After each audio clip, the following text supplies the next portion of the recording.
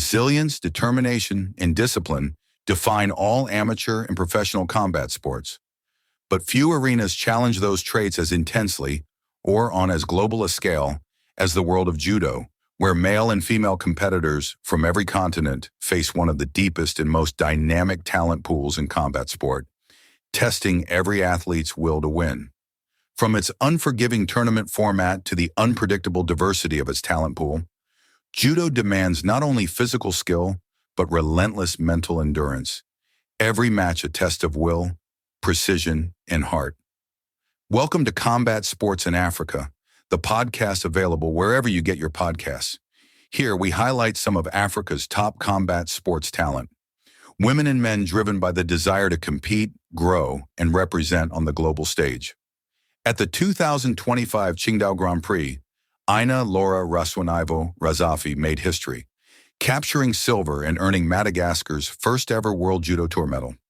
You can watch that tournament and all the latest international judo action on judotv.com. In this interview, Laura reflects on her journey to Qingdao, her evolution as a judoka, and what she's learned about herself as a competitor along the way. She also shares thoughtful, experience-driven insights that every combat sports athlete and fan can learn from. Let's dive into the interview.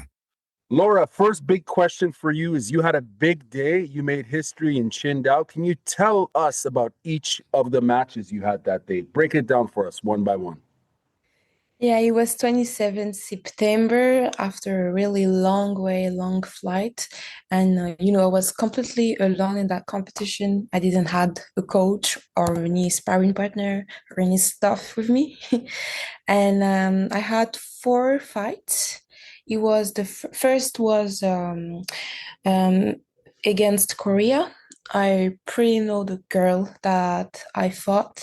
We fought few times in training camp, and I beat her against. I think I scored 3 times, and I was happy after the fight because I felt pretty good. And since the day started the fight, I felt that I was good in my mental and my physical, and I was ready. And quarterfinal was against France.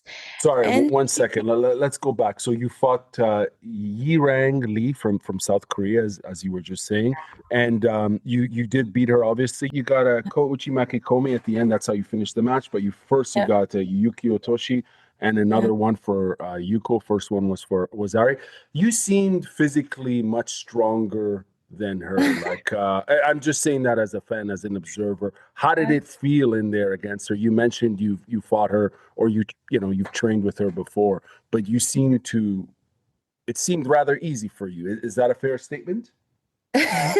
I think this is like my best qualities as a judoka is that I am super explosive, and I train a lot of physical because in my country I don't do a lot of judo as Europeans or any Japanese, so at least I work a lot and really great to have physical preparation. So yeah, in that match I really felt like I could win that match, but I needed to focus, and yeah, I felt that it was a nice plan to just be patient and to do my job. If I can go back and ask a question, you mentioned that you traveled there alone. Did you travel from somewhere in Europe or from Madagascar all the way to China? I traveled from Madagascar, from my hometown, and I just got the ticket like 1 day before the travel. I just packed everything 1 day before the travel. I got injured 3 days before the flight. My wrist. Wow. Like every bad thing happened to me before that competition, and I was even like almost canceling this competition. But in the end of the day, I was like, I have nothing to lose, I have everything to gain if I'm just going there being ready mentally. And I still go, and I still went for this competition without coach and having a long way to travel, but it was nice. It's incredible. Like, paint a picture for us, because for some folks, they don't necessarily have to travel that far to compete. You're going essentially from Southern Africa all the way halfway across the world, quite frankly. Yeah. And you're traveling solo. And you mentioned that 3 days before You injured your wrist. You Yes. know, like, how did you maintain your mental focus and composure going into this match? And you mentioned you just got the ticket 24 hours before. In my mind, I'm thinking, holy moly, like that seems like a lot of hurdles to jump over, you know? Yeah. So honestly, I think I gained a lot of experience. I think I am one of the strongest athletes competing in IGF tour, because everything happened to me. I see everything: flight canceled, competition canceled, injury, and you are alone. I experienced a lot of problems, so I kind of built a resilience, a mental where I can get through a lot of problems and still be there standing on the competition mat. And I think I just became really resilient. And even though it's not easy at the moment, I always think that there will be like sun appearing one day. So I Mm. have great mental. Yeah, and today was your day. Absolutely. Let's go to your next match. Yeah. I think you fought someone you know from France. France, right, in the Yeah. quarterfinals. Yeah. Yeah, she's really known. She's world champion. I think she's three-time on the podium at the World Junior Championship. Yeah, and you smoked her in 10 seconds. Tell us about it. Smoked is a word. Well, yeah, sorry, I'm just saying, like, I saw the clip and I'm like, wow, 10 seconds in, Yeah, oh, Konage, you smoked her straight yeah, up. yeah. That's so. I, Um, I, I apologize. I know some people from the judo community be like, well, that's not an appropriate way of framing it. I say, go watch the clip for yourself and make your own assessment. 10 seconds in, you threw her for Ippon. You smoked her. I think that was my favorite match in the competition. Okay, so I was pretty stressed into the match. I was like, oh shit, she is strong. I don't even know how to beat her. Mm. But what I knew is I saw her fighting before, and she had this style of having like struggling entering into a match. And for my part, my biggest quality is giving 100% from the start of any match. And in my mind, in my plan, my only game plan was to attack as strong as possible in the first minute, Hmm. because I see that she always struggled entering into a match. And also I saw her posture was kind of broke. She have like great mobility, so it's really hard to throw her. And in my mind, I was just like, my tomonage will work perfectly. I visualized my tomonage 100 times before the match, and yeah, it happens perfectly as I wished. You visualized it particularly for her or for your next opponent? For her. Okay. That was for her. But you've trained with her before, no? I saw her in the Paris training camp, but she had this, that nonchalant vibes, like she's not like really into it. She gave an impression that she is not really fighting, and for me, I taken advantage about this kind of attitude, and that's why I could throw her because I knew her style. Sorry, can you clarify when you say you're nonchalant, you mean in the match itself or during training Yeah, camp? Okay, yeah, right, right. in both. Interesting. And this is something I would like to, in theory, the appropriate Yeah. thing would be to almost follow up and ask her, is that nonchalantness maybe a sense of overconfidence on her part? Because I mean, you surprised her and potentially spectators as well watching, catching her so quickly. How important is it to attack right from the get-go? And you're in a fight. How important is that timing? So you mean that how did I know she was nonchalant or what? What is the simple question? Can you No, simply? thank you, thank you. I kind of confused you and listeners. So it's a two-part question. What Yeah. I'm asking is, I guess, how important, because you mentioned you've already answered it, but I want to hear more. How Oh, important is it to attack right from the get-go? Because you mentioned the first 60 seconds of a match, you're very aggressive, you're going for it right away. How important is that to, that sort of okay. attitude to develop? And in regards to her nonchalantness, is that a combination of overconfidence? Some people, this is early, quote unquote, early in the tournament. It's the quarterfinals. Maybe they feel like, oh, this is an easy win for me. You know, Yeah. I apologize if No, I understand about it. you know how it is. So it's like, should people always be mentally prepared when the ref calls, you know, Mhm, Hajime, and get into the zone right away as opposed to being nonchalantly. So the mhm. question is, after this long rant, is how important is it to be focused right from the get-go, right from the Hajime? Mm-hmm. Well, so I think every match is different, but for this match, I was pretty scared. So it was like a challenge for me, whatever it's me, whatever it's her. So the first seconds, the first Hajime, the first time you take your opponent's hand, you pretty feel like how she is. Is she afraid? Is she stressed? And Mm, it's important to listen to your opponent's signals, like you feel she is good or she is stressed. Yeah, and I pretty feel like she was afraid of me, and that gave me like a boost of motivation to attack directly. When I set my hands and grip first, I just felt like I could won that match, and that's why I had any doubts anymore. So that's why he probably ended up 10 seconds later. And your second question, it was like nonchalant vibes, right? correct. Yeah, like you know that sort of attitude that one Yeah. kind of has. Yeah, if you could elaborate on that. Okay, so I think every judoka also is really different, and she have um particular style, I would say, that she doesn't seem like she's working at all in every fight I saw her.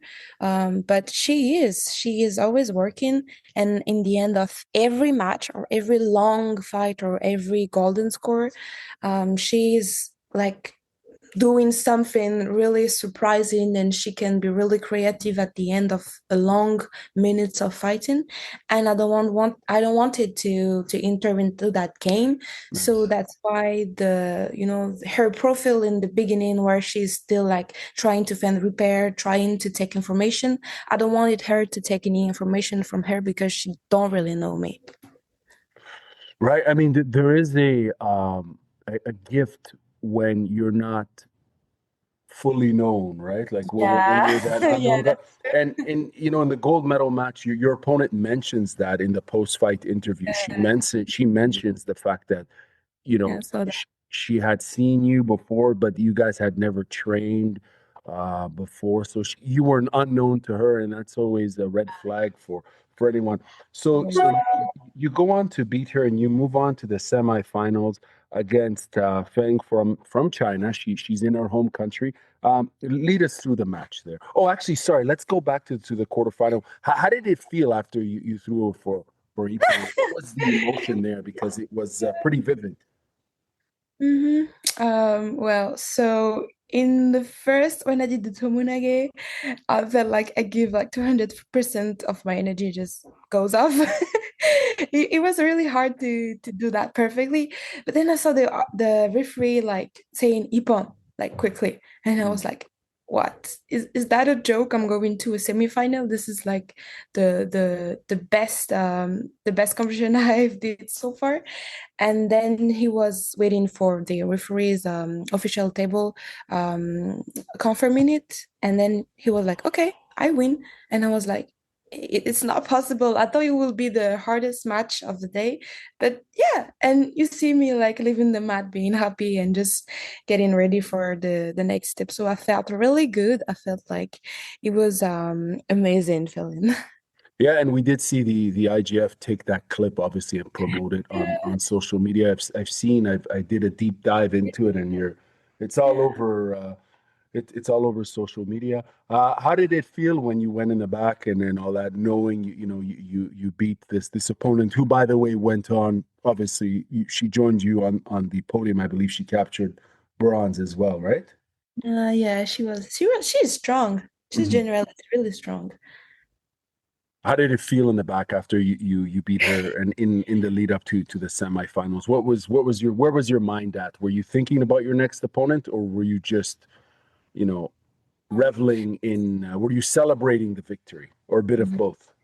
Okay, so I knew honestly that it was not the end of the day. I was Right. still in the middle of the day. So I don't wanted my feelings, whatever it was good, really good. I don't wanted them to like overwhelm me because it counts to be like neutral in a competition day, and I wanted just I enjoyed the moment, and then I was like, okay, Laura, you need to focus on the next match. It is not finished yet. You can go further than you think, and you're feeling good today, so let's go. That was just on my mind. Like quarterfinal is near. There is not a lot of fights, so I needed to prepare again for next fight. Do you do any meditation? Well, if you don't mind me asking, what's your routine? Because you sound, if people are listening to your voice, you seem like a very calm, balanced person. Do you do any meditation? What's that sort of? How do you find your Zen? Sorry, I know it's kind of a lame question, but how do you Is it find your Zen? is it really obvious? Because I love meditation, I love visualization, everything that is like mental preparation. I'm pretty into it because I think the secret in this life is whatever you have mindset, you have focus on something, or you're gonna lose everything. You will not be able. So yeah, for me, mental is everything. So every one day, like even weeks before this competition, I started meditating Mm. 15 minutes every day, and 1 hour before waking up, after waking up, and before everything, before breakfast, this competition, I took 1 hour meditating and trying to focus. And I had, 3 couple session of with what is it in English? Sports psychologist? It was not sport, it was general. Oh yes, a psychologist, Yeah, a psychologue, psychologist. a Yes. psychologue. Wait, okay. Yeah, and I asked her, I wanted to, forget the old me that was afraid of winning, afraid of not being able to achieve something. And we just set it like a logo and built together an exercise and to be realist. And that's how I did it that day. Very interesting. We're going to go back to that topic if you mind, if you don't mind later on, because it's a big, like we Yeah. say in English, it's the elephant in the room. It's like that the big thing, which is uh, especially for athletes at your level, at the highest level of your game, is their mindset, right? And how much time they put in for their mind, and in terms of calming the mind and refocusing and preparing themselves for competition. And it's interesting too because you mentioned your wrist. Which wrist was it that was injured? Oh yeah, so I'm lefty, so it was the left one. Oh wow! And so was it injured on that day, or was it, you said 3 days before, right? Also on that day, were you 100% as far as your wrist? So it was like, um, it was, I would say, 70% of pain, Oh honestly. wow, of pain. Yeah, it was a lot, but Shit. I had a pretty good strap. As I said, when you focus, you can't feel any pain anymore. So for me, it was important focus to not feel the pain. But after that day, it felt really bad. Oh, I okay. didn't Wow. care. Of course, of course. It's always fascinating when you hear all these details about an Yeah. athlete, and all the hurdles. And of course, for the most part, everyone is probably nagging an injury or two. Hopefully not, but that's the reality of these sports, combat or what have you. People are always injured, but it's always fascinating to hear how they can push through that pain, right, and keep focused and keep moving forward. It's very motivating for the average person, Yeah. to hear that, especially when they're going through whatever they're going through, to know that the body can handle a lot, especially if the mind is sharp. So, Yeah. but before we get lost on another topic, I just want to go back to your semifinal. I am enjoying this conversation, but I do have a bunch of questions to ask. The semifinal, you fought against Fang from Mhm. China. Were you familiar with her before? Had you fought her before? Never. I never saw her fighting in reality, and I never took her in any training camp. Um, but for me, honestly, yeah, I took some information. I knew she was righty, and she did some like Uchimata or Aragoshi. I was not afraid at all about her judo or anything else. So I was pretty sure I will win the match. In my mind, I was like, there is any difference between her and I was ready to win that fight. I didn't really know how, but I knew I will win that fight. Yeah, and it went to golden score, and you got her with the Ouchi for Yuko. What at one point I think you did drop from you pulled guard. Well, you didn't pull guard. You just fell back and you went for the Juji Gatame. Can you explain that sequence there? And the ref called Shido for Yeah, that.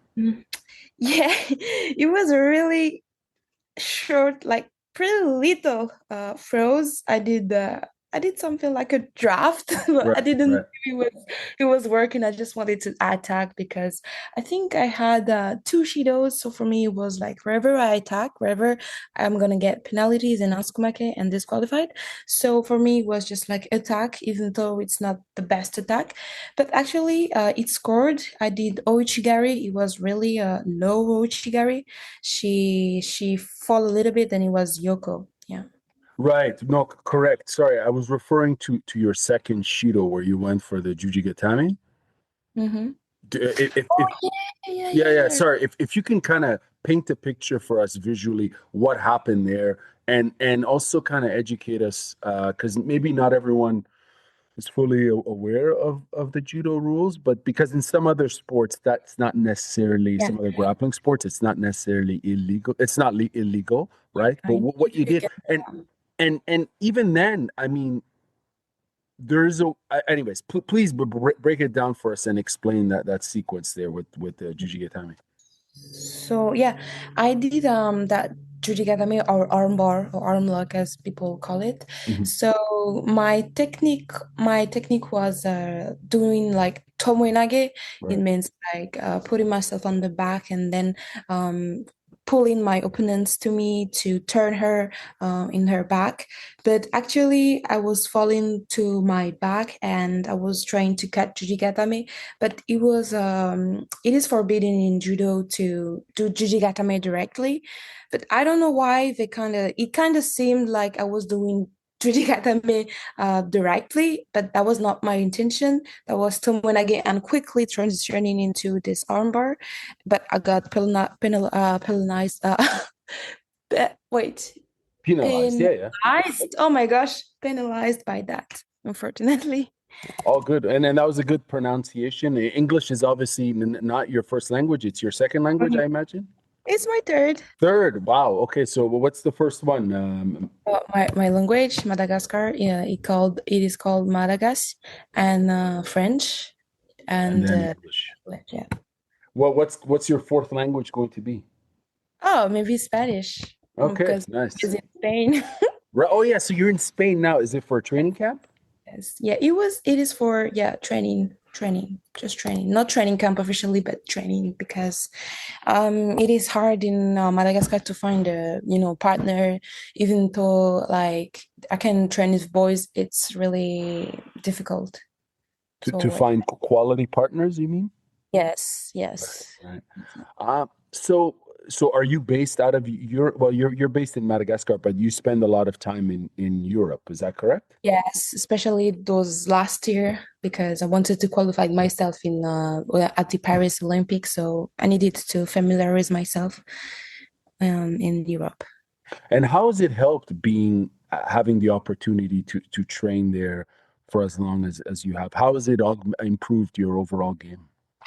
Yeah, it is a game changer because if you want to be champion, you cannot stay at home in your comfort zone and hoping that things gonna get easy. You need to fight against girl that you can take in competition to know them and to learn things about them and even just to learn about being experienced. And it is really important to go to training camp wherever you are, Abeuta or no matter what, you need to judo is always involving, so you need need to work in Europe, Japan, America, but especially I think in Europe is something that will help you a lot, especially that I am a small country. I'm from a small country, so I need like, different styles to learn. Right. And in terms of judo in your home country, in Madagascar, Yeah. is it popular? How would you describe the scene there as far as judo and the level of participation, competitions, and so on? Yeah, so actually people think we are a little community, but actually we are probably like 500 judokas in Madagascar. And yeah, I'm from the best club in downtown in Antananarivo. What's So the name of the club? You got to mention the name, right? it was the downtown, it was the capital of Madagascar, but it was pretty long. It's Antananarivo. Le nom du club? Oh, yeah, it's Saint-Michel. Okay. So people can look up Saint Michel Judo. Yes, it's Okay. Okay.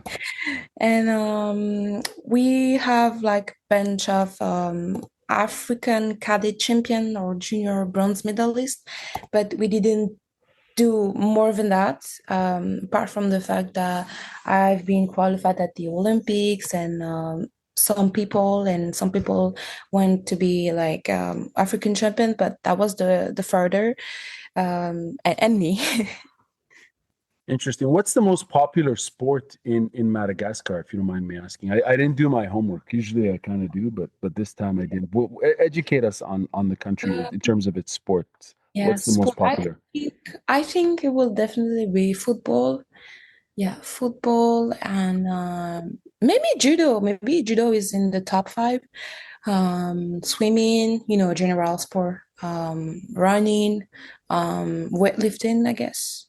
I don't have a special statistic, but I think it's like every sport in the world. But actually, judo is not that far. It's not. It's you're saying it's not that popular, or it's It's not that unknown. Like right. people start to know what is judo, and in every school there is a lot of program that is called judo school. Yeah. Okay. And are there other combat sports like wrestling, like karate or boxing? Yeah, we have a lot of sport, but the problem is, what, the financial support and the strictures. We don't have a performance center, so or ever sport study.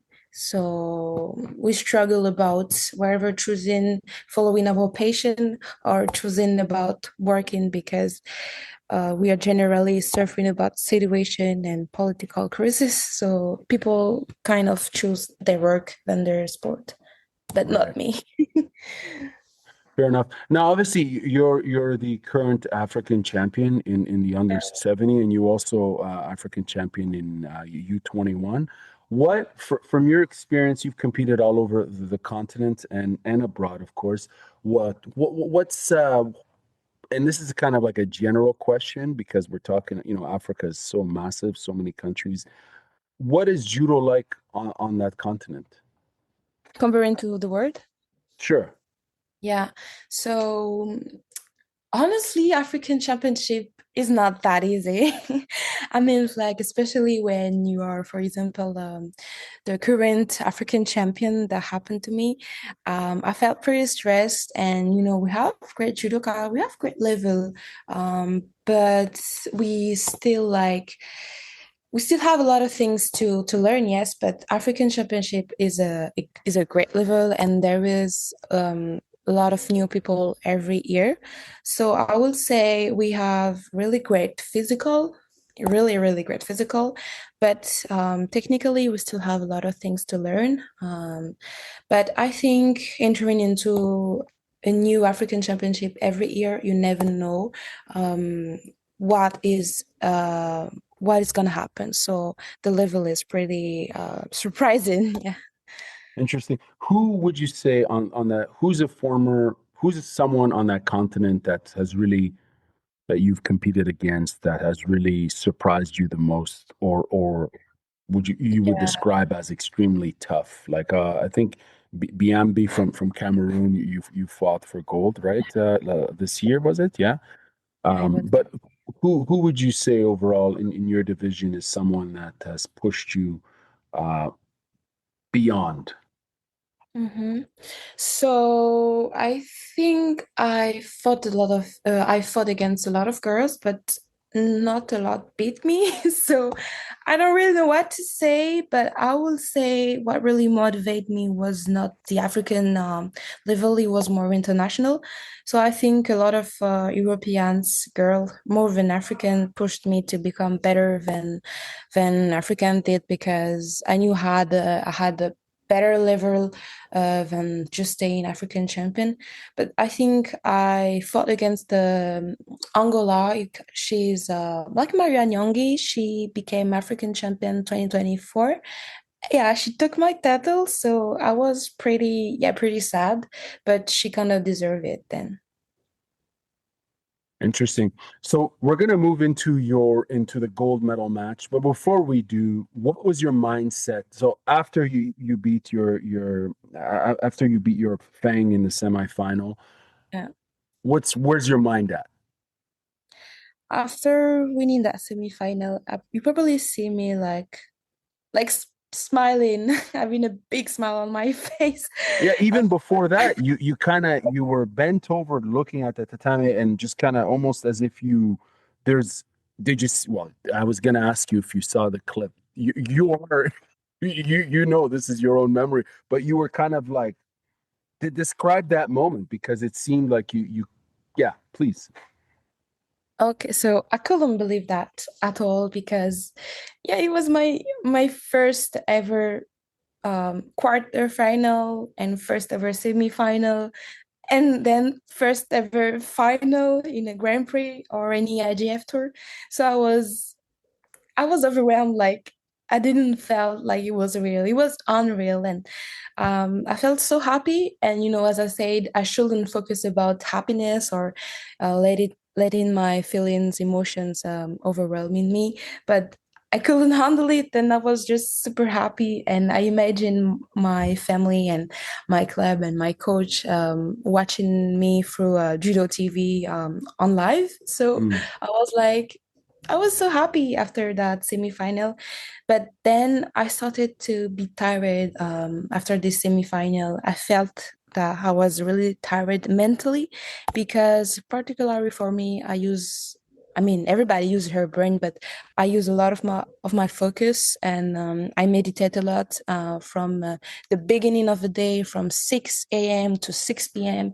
It was a long day, mm. so for me, I started to felt a little bit tired, but then I was like, okay, no matter what, I'm going to that final with the same mindset. At least I've tried.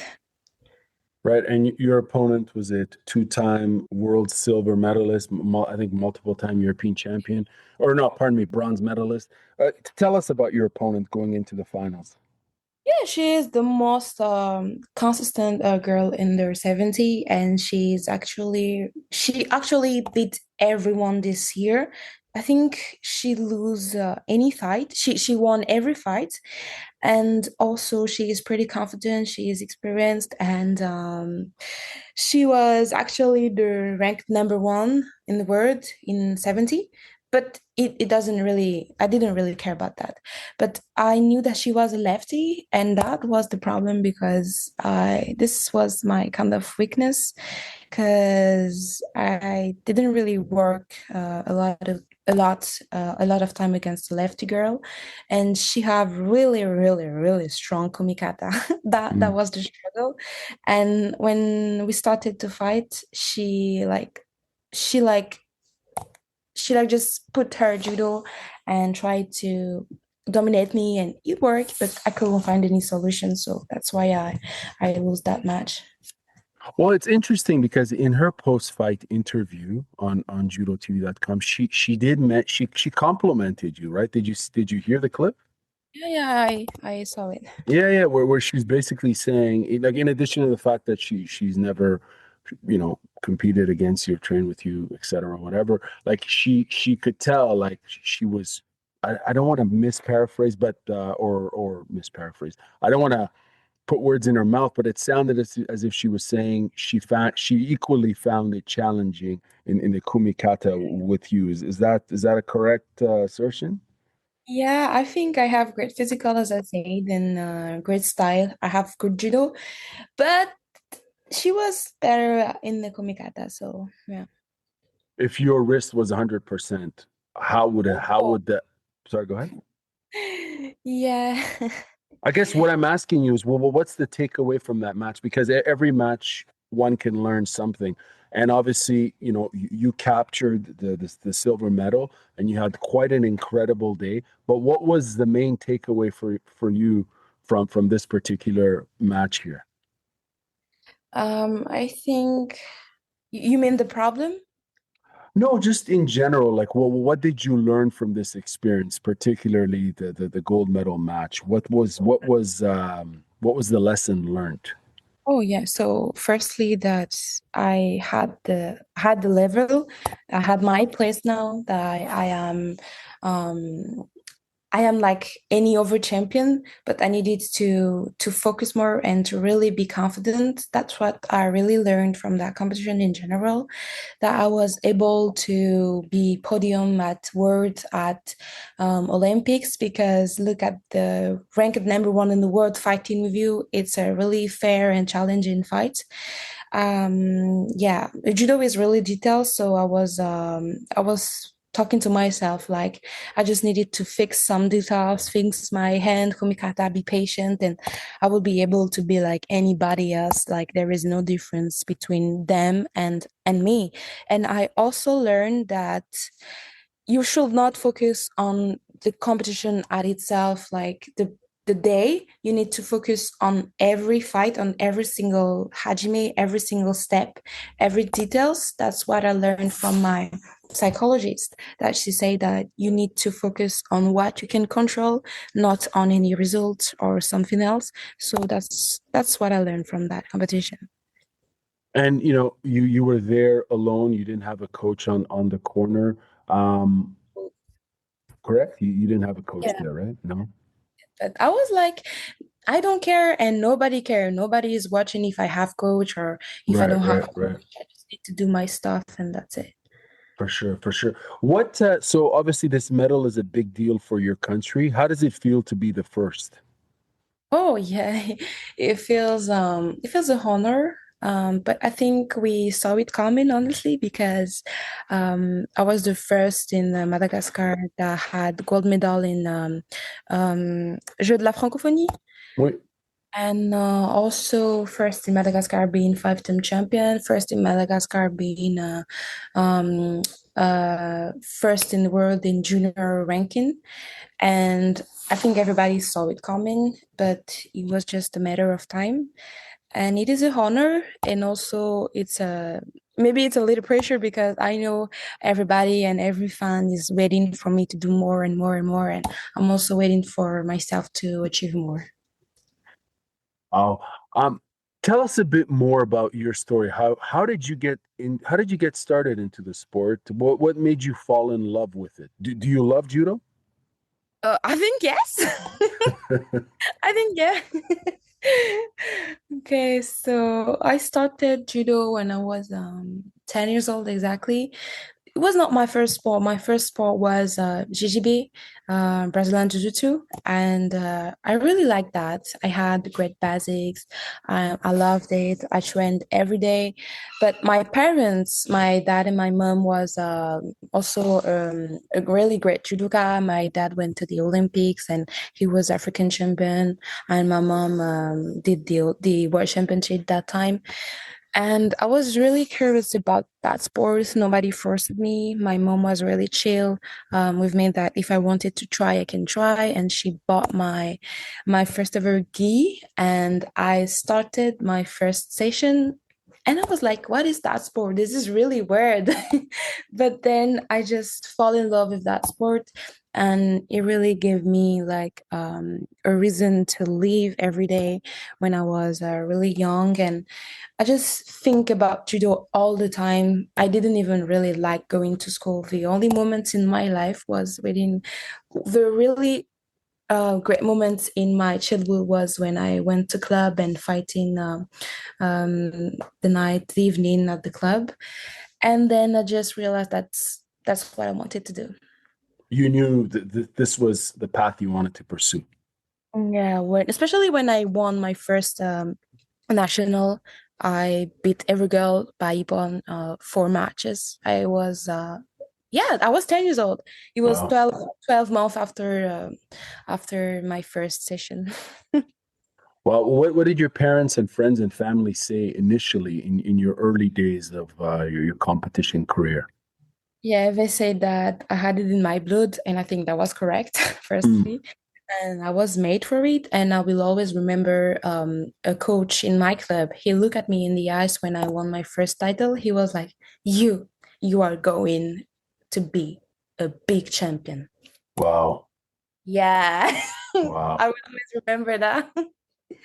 What a vote of confidence, eh? A way to instill like an uplift and see when you see potential and obviously the coach saw the potential in you and he confirmed that and he vocalized that's incredible. Is this coach still around? Is he still your coach? Yeah. He's sometimes going with me abroad. He's not my first coach, but he was there for me when I was little. I had a lot of coaches, like we had national coaches. We had then three voluntaries from Japan from the program of Chika. So I have maybe some basics of Japanese styles. And then I have my coach now that he live in Madagascar. He is also my physical preparator. So yeah, I have a lot of coaches that can help me wherever I am. Earlier on, Laura, you spoke about resilience and the experiences you've garnered over the years, with the ups and downs. What would you say have been some of the toughest moments or like big turning points in your judo journey so far? And like how does one build resilience? Because there's so many ups and downs in life and in sport. In this case, obviously, it's judo.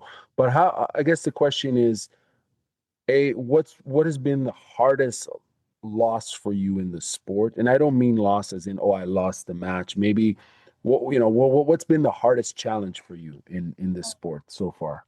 And how Yeah. have you bounced back from it, or how have you processed it or coped with it? Mm. So I didn't lose a lot of matches, as I said, but I think a really tough moment was the Olympic Games. When you train every day of your life, you wake up to go to training and do that, repeat that again and again and again, to lose minutes at the Olympic Games Paris. But I felt pretty stressed on that day, the 31 July, in Paris. So I was not happy. I was not really focused on the match. I was stressed. I didn't really have great mental preparation. A lot of problems affect me actually before the match. So this losses is really hard to digest. And in my mind, it was particularly the main reason I wanted to continue to do the LA 2028 and be qualified at the next Olympic game Nice. because I was not satisfied at all about the result. And I wanted to have great memory, not bad memories from the Olympic Games. So if everybody enjoyed these Olympic Games, I didn't. Wow. I appreciate your honesty and your openness. I feel like I have to ask this question, but you really don't have to answer it, obviously. But like, when you say you were feeling, obviously, you're at the biggest sporting event on the planet, right? You're at the Paris Games at the Olympics, and you're describing that you were not feeling well. Yeah, honestly, it was really weird for me I was not ready mentally. It was weird Mm. for me to work every day of my life since 2020. And then the day I've worked on since those big 4 years happened today. And it was like a shock for me. I I was like really stressed, and it was Mm. a mixed of emotion. I should not think about that the fact that he was in Olympic Games probably.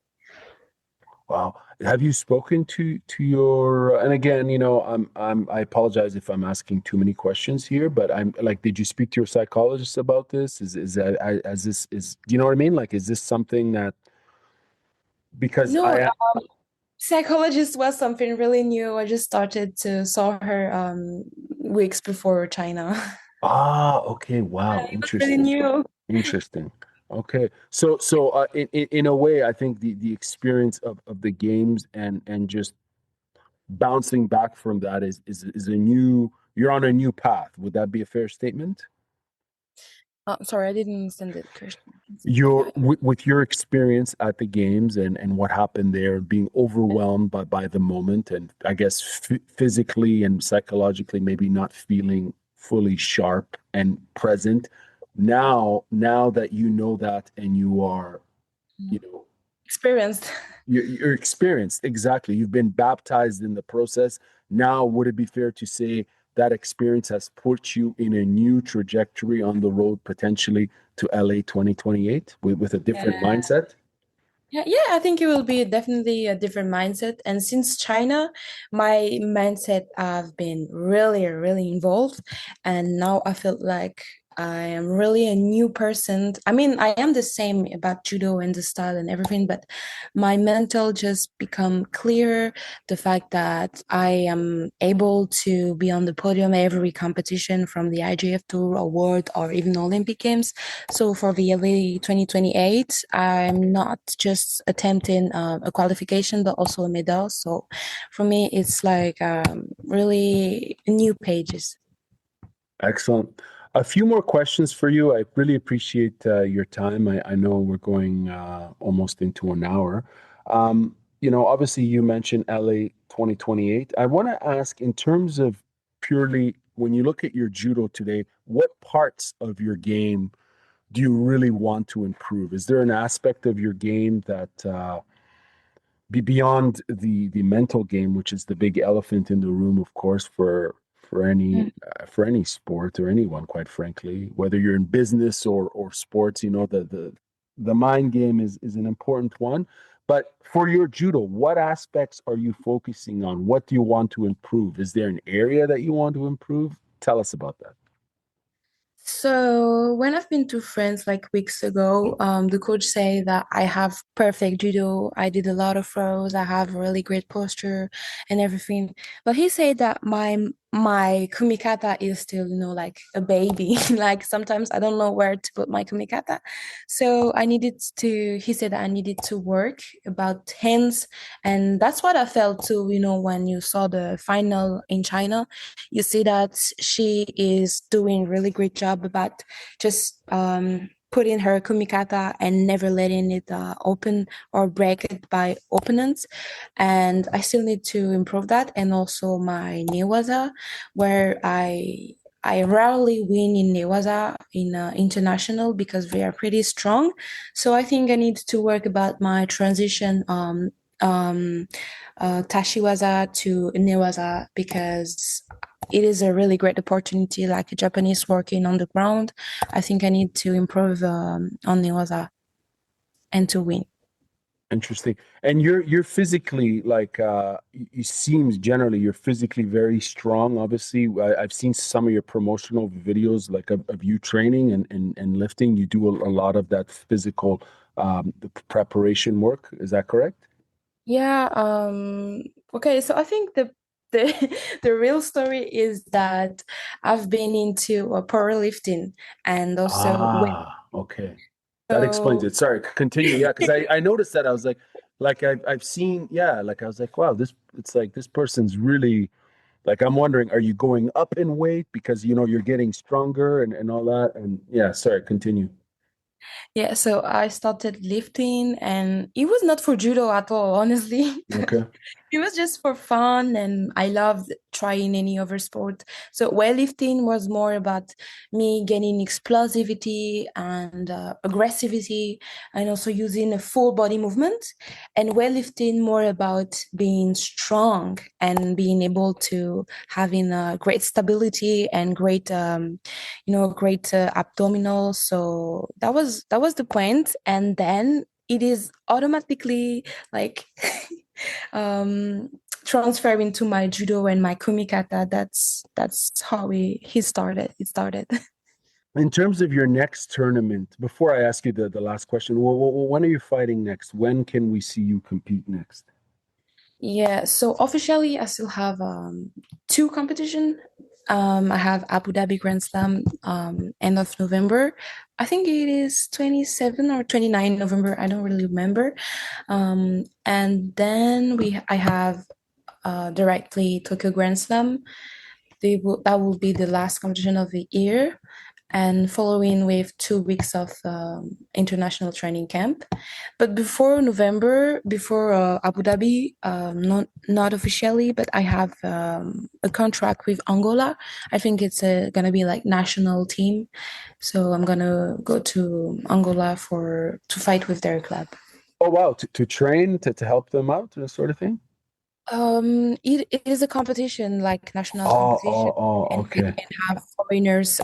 Every club can have foreigners. Fascinating. Is this going to, do you know if the match is for people who may want to watch this, where can we watch it? Can you give us some info about that? Maybe if you don't have it now, like will it be broadcasted anywhere? I don't think so. It's gonna be national, so I Right. don't think so. Are you I'll gonna? give you videos if you want. Yeah, that would be great. That'll be interesting. All the best to you in all those tournaments. Obviously, I'll be following along. Yeah. Seeing you compete in November and then later in December. Last question for you. What's the best advice you've ever been given in the sport? hmm Like the best advice I can give or I received. Let's go with both. I think the best advice I can give is it's important to have passion um, in your sport career, but the most important thing is not your feelings, it's what you do. So you need to have discipline. So no matter how you feel, you got to show up in training, even if you don't want to, Mm. even if you don't feel like, even if the world is like giving you signals that you should not train. I think if you're really ready and if you really want something, it will happen one day. You don't really know when exactly or how, but if you have that faith that things gonna happen one day, you will make it and you will be it. And the advice I received, I think I don't really know. Maybe from lately from my psychologist that she said that I cannot control the whole competition, but I can control what I'm doing, how I manage to win every fight. So Mm. focusing on details are really important. Laura, thank you very much for your time. Really appreciate your openness and all this great information you shared with us. We wish you all the best, and we'll be following along, watching you compete. Yeah, thank you so much for this interview. It was really nice moment. I can still feel the emotion from China now. You got to respect and appreciate the fighting spirit in athletes like Laura, the desire to always fight and represent, no matter the hurdles. Judo is one of the toughest and most competitive combat sports on earth, and these athletes really give their fans and their sport a lot. Thanks for listening to Combat Sports in Africa. See you in the next episode.